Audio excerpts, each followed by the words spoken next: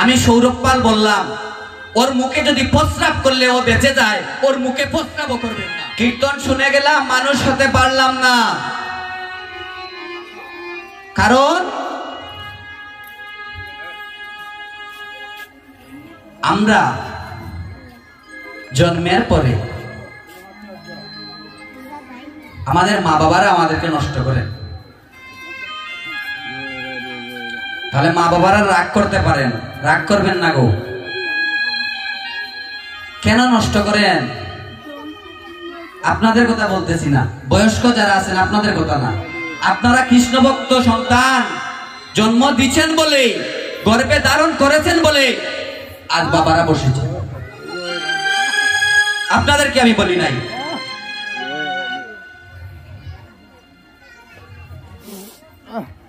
একটা সন্তান যখন গর্ভে আসে বাবা, তখন তার 99% মায়ের উপর তা প্রভাব পড়ে। আমরা গুরু বন্দনাতে একটা গানে বলি, আবার যদি আমাকে পাঠাও বরে ববে, জন্ম দিও কৃষ্ণ ভক্ত মায়ের গর্ভে। কেন বলি? একজন মাই পারে একটা সন্তানকে কৃষ্ণ ভক্ত করতে, বাবা পারবে না। আমরা আমাদের সন্তানকে নষ্ট করছি কিভাবে?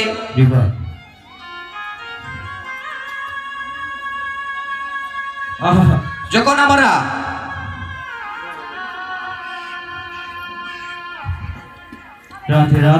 গর্ভে থাকি বাবা,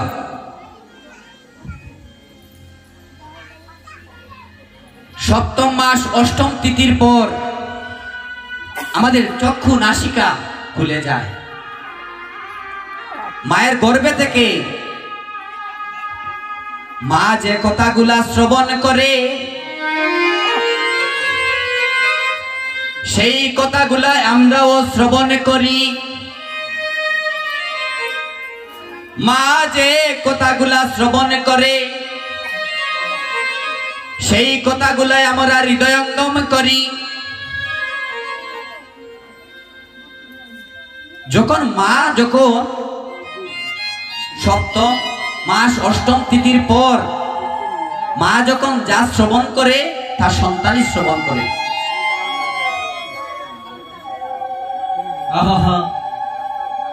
এখন মা, আমাদের বর্তমানের মায়েরা, রাগ করবেন না কেউ, কাজে লাগবে। বর্তমানের মায়েরা করেন কি? গর্ভাবস্থায় বলে কাজ করলে আমার শরীর অসুস্থ হয়ে যাবে, কাজ করলে শরীর অসুস্থ হয়ে যাবে, কাজ করবেন না। মোবাইলটা নিয়ে জি বাংলা দেখবেন, স্টার জলসা দেখেন। সন্ধ্যা হলে ঠাকুরকে প্রদীপ দেখানোর সময় নাই, সিরিয়াল চলে যায়, সিরিয়াল আর সিরিয়াল। এই সিরিয়াল নিয়ে এত ব্যস্ত হয়েছি আমরা, ঠাকুর ঘরে প্রদীপ দেখাবো সেই সময়টুকু আমাদের নেই বাবা। ওই সময় গর্ভাবস্থায়, ওই সময় মা যে মোবাইল দেখে, মা যখন ওই স্টার জলসা, স্টার মুভি দেখে আর নাটক দেখে, সিরিয়াল দেখে,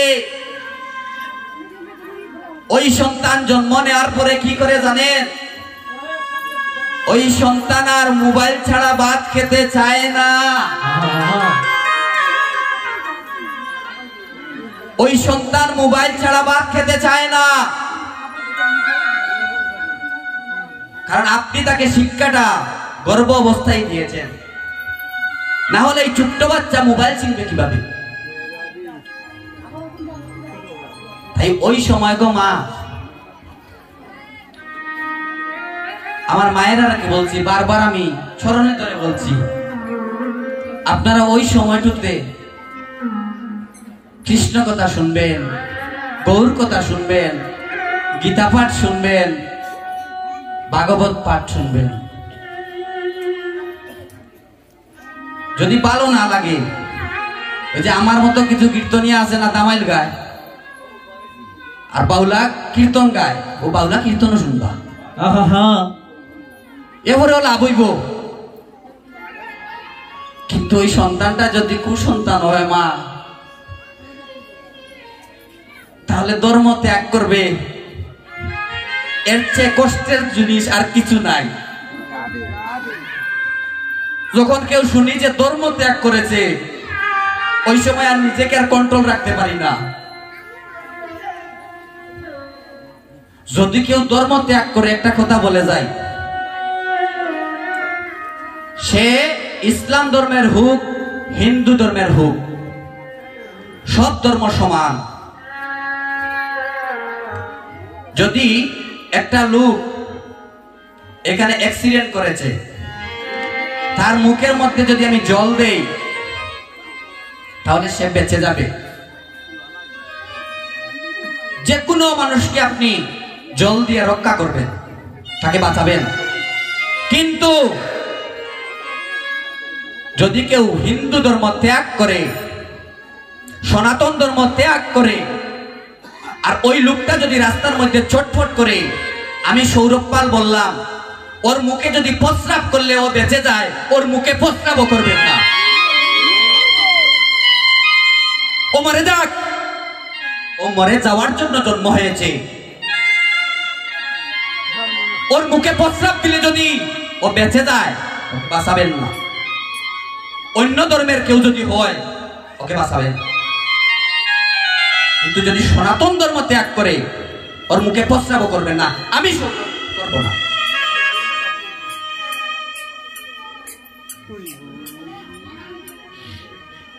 এটা আমার অনুরোধ মায়েদের কাছে, আপনারা কৃষ্ণ ভক্ত সন্তান দিবেন।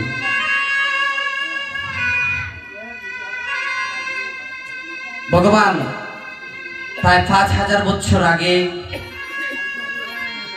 যুধিষ্ঠির নামক জায়গায় কুরুক্ষেত্র রণাঙ্গনে,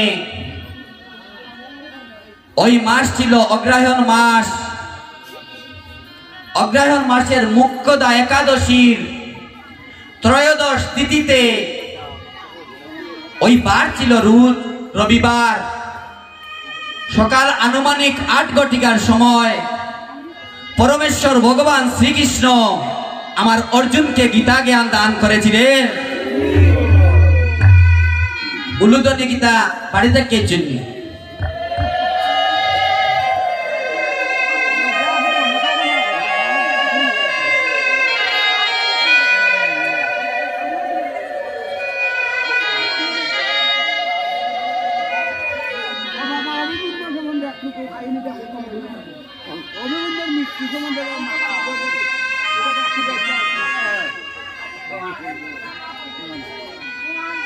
অর্জুনকে ভগবান বলেছিলেন, হে অর্জুন, সর্বধর্মান পরিত্যাজ্য মামেকং শরণং ব্রজ,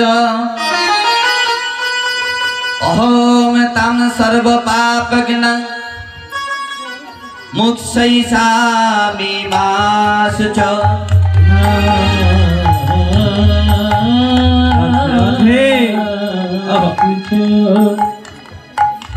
ভগবান অর্জুনকে বললেন, অর্জুন,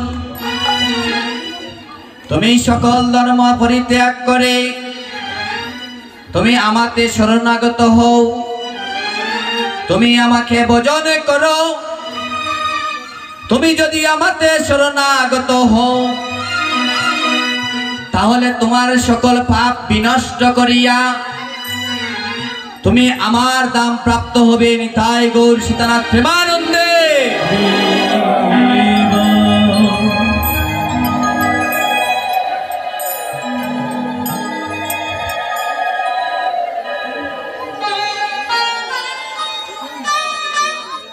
আজ আপনারা এখানে যারা সমবেত হয়েছেন, আপনারা সমর্পণ করেছেন বিদায় এখানে এসেছেন। গোবিন্দকে ডাকতে হলে এক মনে এক চিত্তে ডাকবেন। আসলেন কীর্তনে আর মালার জুড়িটা লইয়া হরে কৃষ্ণ কৃষ্ণ কৃষ্ণ হরে হরে, হরে রাম রাম রাম হরে হরে। Not allowed. যেখানে যে জন্য আসবেন সেইটাই করবেন। প্রেম আর গোবিন্দ সেবা এই দুইটা নির্জনে করবেন, লুকিয়ে করবেন। প্রেম করলে মানুষ জানে, জানতে পারলে তৃতীয় পক্ষ লোক ঢুকিয়া এই ফেমার মধ্যে বেগার ধরে যায়। আর গোবিন্দ সেবা এবং নতুন সাধু হইছে, নতুন তিলক দেওয়া হইছে।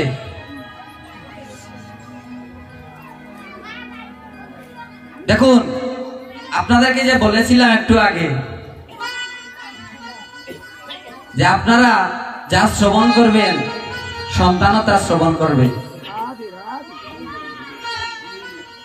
অভিমন্যু যখন মায়ের গর্ভাবস্থায় ছিলেন, মহাভারতের যুদ্ধ,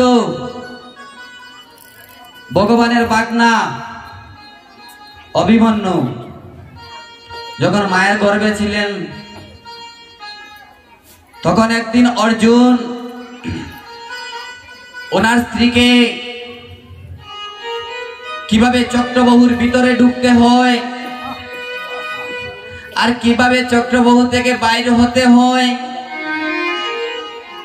সেই কথা শোনাচ্ছেন। যখন অর্জুন সেই কথা শোনাচ্ছেন, এমনি সময় অভিমন্যুর মায়ের ঘুম লেগে গেল, নিদ্রা চলে আসলো। যখন নিদ্রা চলে আসলো তখন অর্জুন ওই চক্রবাহুর ভিতরে কিভাবে প্রবেশ করতে হয় সেইটা উনি শ্রবণ করেছিল, আর কিভাবে বাহির হতে হয় সেটা সে শ্রবণ করে নাই। সে শ্রবণ করে নাই বিদায় মহাভারতের যুদ্ধে সে চক্রবাহুর ভিতরে ঢুকেছিল, কিন্তু তাকে আর বাইরে হতে দেখা যায় না। আপনারাই পারেন গো মা একটা কৃষ্ণ ভক্ত সন্তান দিতে। তাই আজ আমাকে যে লীলাটি পরিবেশন করার জন্য বলা হয়েছে সেটা হচ্ছে সুবল মিলন। সুবল বেশে রাধারানীর শোনে রাধাকুণ্ড তীরে গোবিন্দের সাথে মিলন হওয়াকে বোঝায় সুবল বেশে মিলন, তাই সুবল মিলন। হরি বল হরি বল হরি বল হরি বল।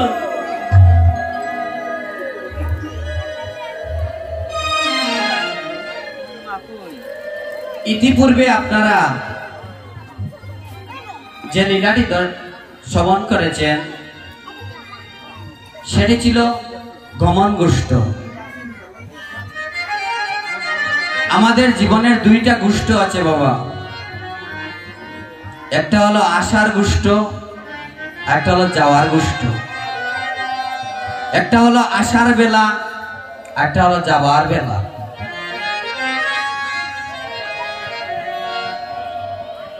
যখন আসার বেলা সেটা হলো গমন গোষ্ঠ, আর যাওয়ার বেলা হলো উত্তরা গোষ্ঠ। ওই সময় আমার গোবিন্দ গোচারণে এসেছেন, আর উত্তরা গোষ্ঠতে গোচারণ থেকে মায়ের গৃহে যাবেন, মায়ের কুলে ফিরে যাবেন। এই মধ্যবর্তী যে সময়টুকু, এই সময়টুকু ভগবান লীলা করবেন। তাহলে ভগবান যদি এই মধ্যবর্তী সময়ে লীলা করেন,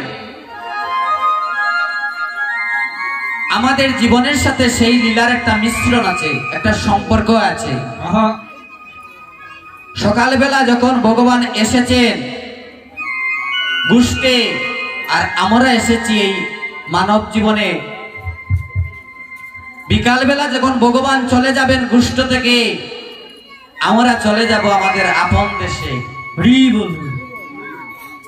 আর মধ্যবর্তী সময়ে যে সময়টুকু পেলাম এটা হলো আমাদের ভজনের সময়।